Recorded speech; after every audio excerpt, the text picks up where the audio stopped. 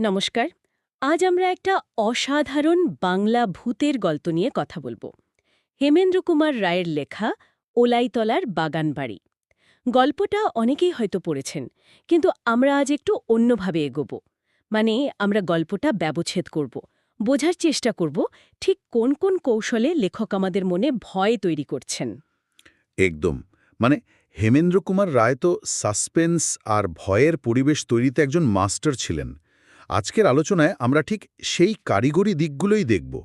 কিভাবে তিনি ছোট ছোট ইঙ্গিত দিচ্ছেন, কিভাবে চরিত্র সাজাচ্ছেন, মানে একটা সাধারণ ভূতের গল্প কিভাবে একটা ক্লাসিক থ্রিলারে পরিণত হয়। দারুণ। তাহলে চলুন একেবারে শুরু থেকে শুরু করা যাক। গল্পের নায়ক ৩০০ টাকা মাইনের একটা চাকরির বিজ্ঞাপন দেখে ওলাইতলার স্টেশনে এসে নামলেন। শুরুটা তো খুবই সাধারণ, তাই না?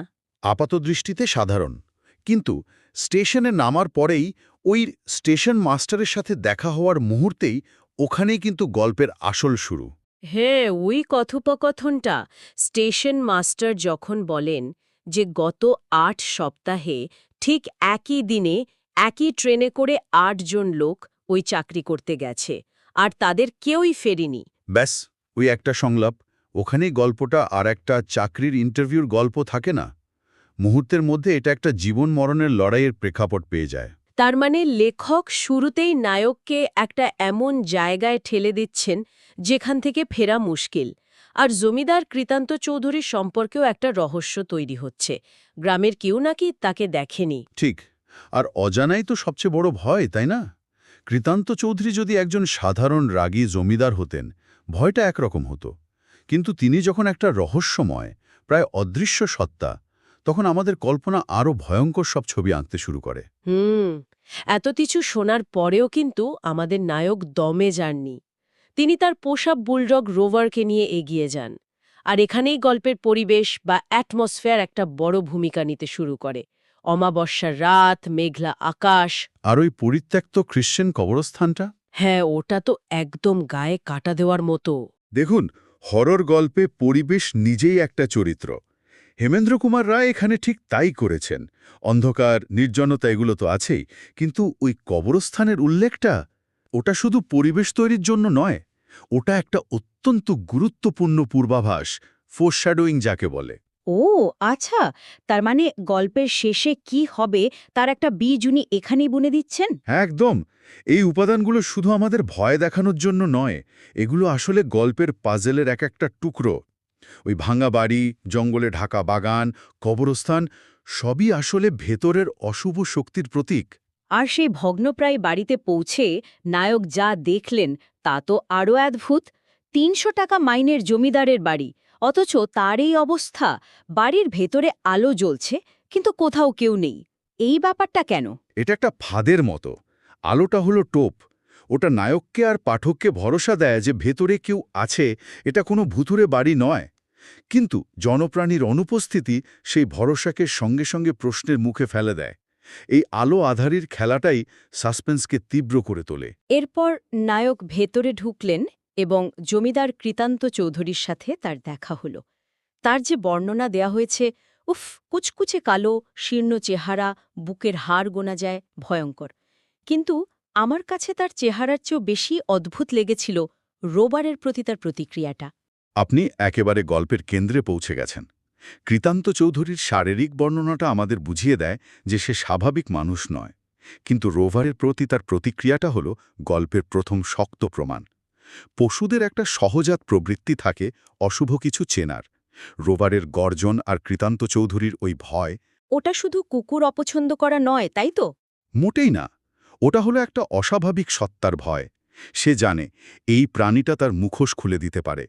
কৃতান্ত চৌধুরী যখন বিড়বিড় করে বলে, রাতে ও বেটা আপনার সঙ্গে ঘুমোয়, কি বিপদ, কি বিপদ, এই সংলাপে তার পুরো পরিকল্পনাটা কেঁপে ওঠে।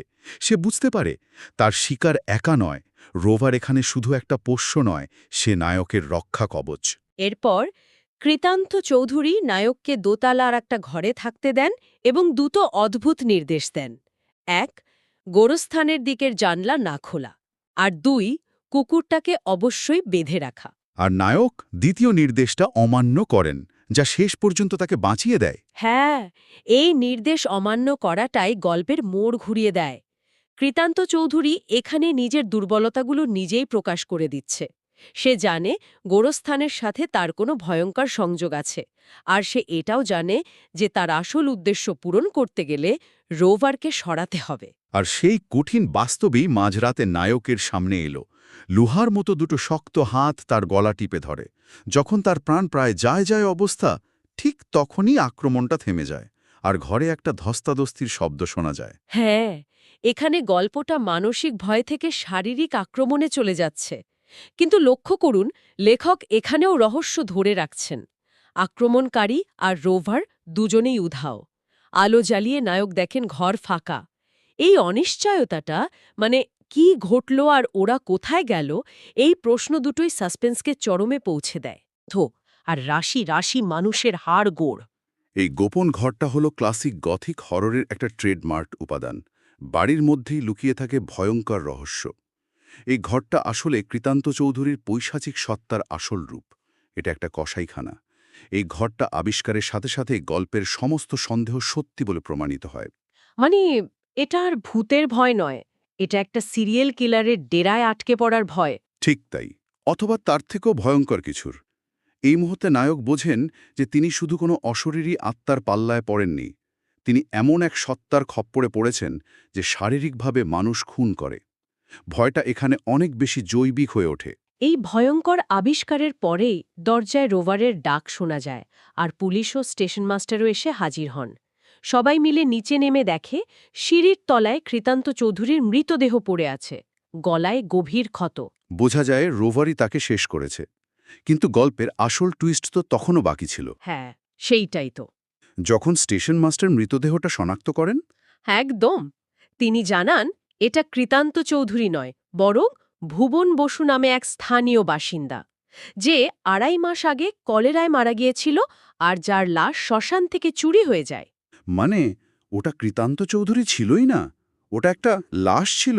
হ্যাঁ, এটা গল্পটাকে সাধারণ ভূতের গল্পের স্তর থেকে তুলে এক অন্য মাত্রায় নিয়ে যায়। কৃতান্ত চৌধুরী কোনো অশরীরী আত্মা বা ভূত নয়, বরং ভুবন বসুর পুনর্জীবিত শবদেহ, যাকে আমরা পিশাচ বলতে পারি। এর ভয়টা মানসিকের চেয়ে অনেক বেশি শারীরিক। ভূত আপনাকে ভয় দেখাতে পারে, কিন্তু পিশাচ আপনার গলা টিপে ধরতে পারে। ভাবা যায়। তাহলে সব মিলিয়ে যা দাঁড়ালো, একটা চাকরির ইন্টারভিউ পরিণত হলো এক মাংসখেকো পুনর্জীবিত শবের বিরুদ্ধে জীবন মৃত্যুর লড়াইয়ে। আর নায়ককে বাঁচিয়ে দিল তার বিশ্বস্ত পোষ্য রোভার। এখানেই হেমেন্দ্র কুমার রায়ের সার্থকতা। তিনি শুধু ভয় দেখান না, গল্পের পড়তে পড়তে সূত্র রেখে যান এবং শেষে একটা চমকপ্রদ কিন্তু যুক্তিসঙ্গত ব্যাখ্যার মাধ্যমে সবটা মিলিয়ে দেন। গল্পটা মানুষের প্রতি পশুর বিশ্বস্ততারও একটা অসাধারণ উদাহরণ। আমাদের আলোচনা প্রায় শেষের দিকে। যাওয়ার আগে একটা ভাবনা মাথায় আসছে।